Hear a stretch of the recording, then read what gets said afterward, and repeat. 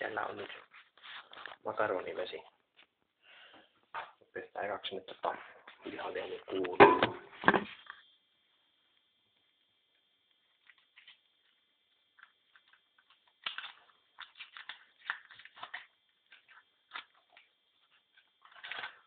Voit pilkkoa, niin se menee nopeammin sulaa sinne. Ja sitten lähtee kauha.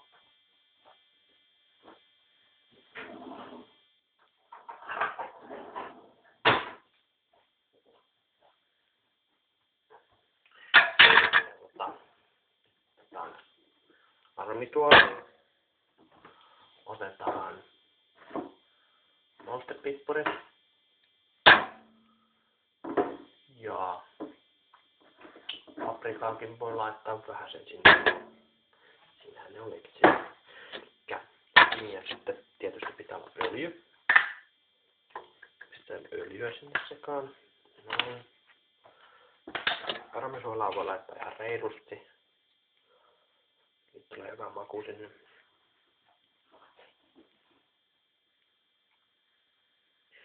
Noin. Ja sitten pistetään maustepippuria. Sitä ei hirveästi pistetä sinne. Tosissaan me pistetään tuossa alussa lihaliemikuutiossa. Ja sitten vielä paprikaa ihan tilaus. Noin. Siinä on kalorin mausteliemi sekoitetaan vähän. Hyvä.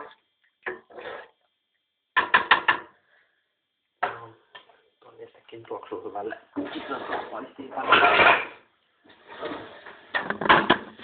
Siinä. Paistinpannu. Siellä on makaronijäämi. Vähän sekoitetaan sitä.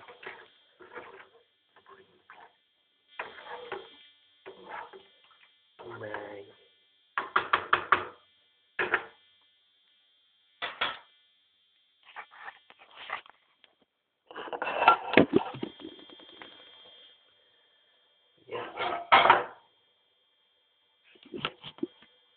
Kohta päästään lisäämään makaronia.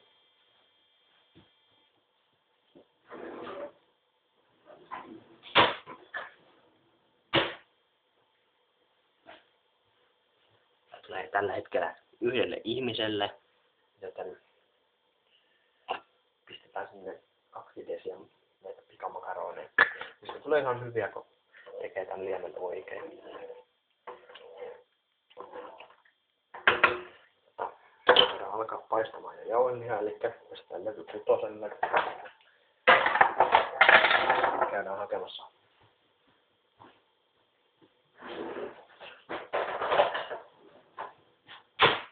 puinen veitsi ja puinen lasta.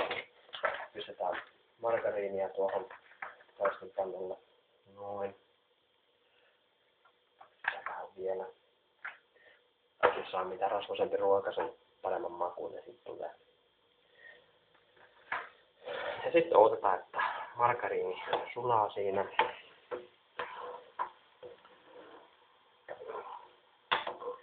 Margariini voi kohta lisätä. Nyt voidaan mitata jo ensimmäinen desi.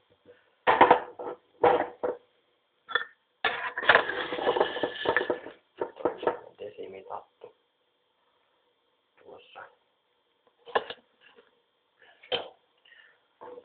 Sitten kun se alkaa kuplia, sekoitetaan. Se lakkaa luultavasti kuplimasta ja sitten sen jälkeen kun se alkaa uudestaan kuplimaan, niin se alkaa kiehua. Ja se saa. Nyt se näyttää siltä, että se kiehuu. Pistää sinne makaronit. Noin. Toinen desi. Tosissaan kun makaronit on lisätty, niin kerran tehdään näin, ettei ne jää pohjaan kiinni. Vaikka onkin teflon kattila, niin silloin tehdään näin, ettei se jää pohjaan kiinni. Noin. Pistän tästä sen ajastimen. Se on noin 5 minuuttia tuolla jäähumassa. Pistetään levy 4, se on ihan hyvä tohon. Sitten tää jauhelihapuoli. Näin. Kansi, joka laitetaan tuohon päälle. Tässä annetaan rasva sulaa tuohon pannulle sekaisin, niin yhtään mitään sinne. Sinne jauhelihaa.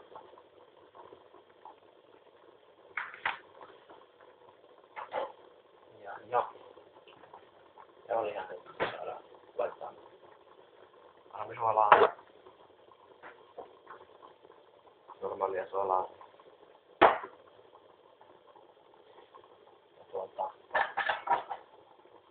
Pikkujakin siihen voi laittaa. Nyt näyttäisi olevan pannu lämmin, kun rasva alkaa kuplimaan. Ja sitten pistetään jauhelia siihen seuraavaksi. Sitten yritetään pilkkoa mahdollisimman pieneksi ennen kuin se alkaa kypsymään.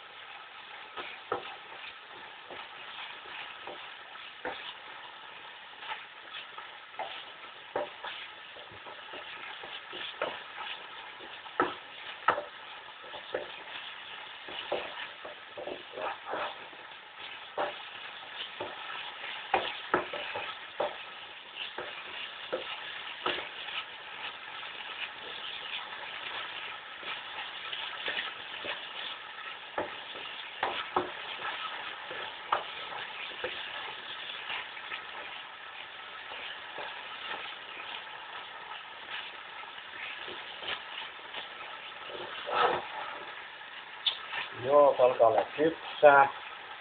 Nyt alkaa lisäilemään mausteita. Ja aromisuolaa. Sitä saa ihan reilusti pistää. Sitä ei koskea liikaa, sitten tulee hyvä maku. Noin, sekoitetaan ja lisätään vähän lisää sitä.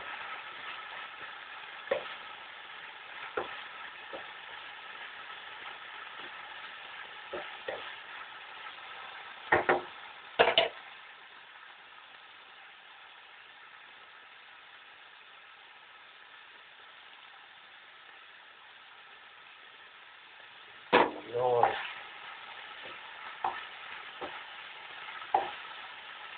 Sitten lisätään suola seuraavaksi. Suolaa sitten kannattaa laittaa tarpeeksi, mutta ei liikaa.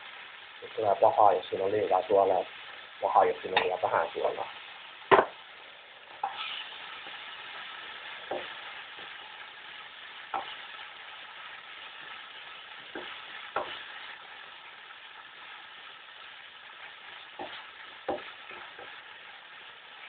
Sitten tosissaan lisätään vielä vähän suolaa ja sitten maistetaan, jos siinä on liian vähän suolaa, lisätään suolaa. Ja sinne tuskin on liian paljon suolaa. Sitten on aika epäosaaja, jos on liian paljon suolaa. Nuo makaronit alkaa olla tuossa 15 sekunnin päästä kypsyä. No on ne ehkä aikaisemmin ollut, mutta nyt varmaan päälle sitten voi maistaa jauhelihaa.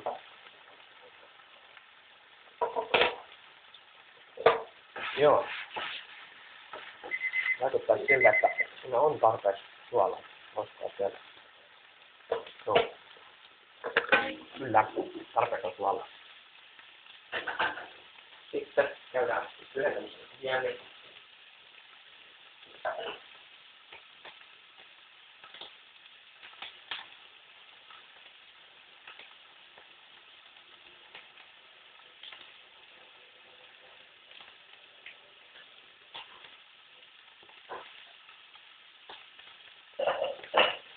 kannata kokonaan valuttaa pois, koska siitä tulee parempaa, kun siinä on sitä pientä vähän mukana. Sitten makaronit jauhelihasekaan. Voidaan pistää levyä pienemmälle.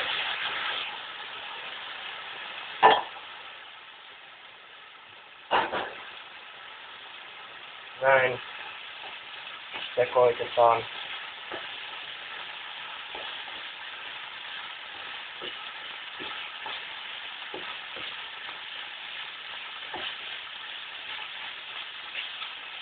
Noin, sitten lisätään juustosta siivuja. Se voi olla mitä vaan juustoa, vaan se on hyvää. Lisätään juustosta siivuja. Sen voisi sitten peittää ton makaronia ja jauhelihaa.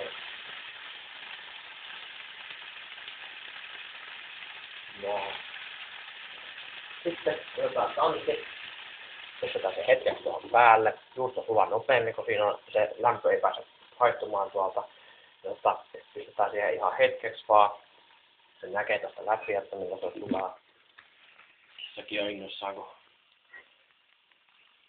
saa kohta itsekin maistaa vähän tätä näin. Ja nyt se näyttäisi olla sulaa.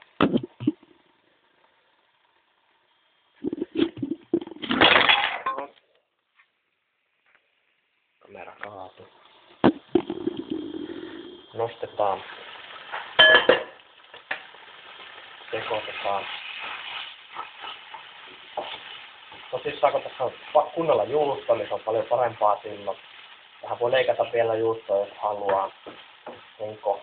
Mun mielestä tähän ei tarvii juustoa enempää. Tässä on ihan tarpeeksi.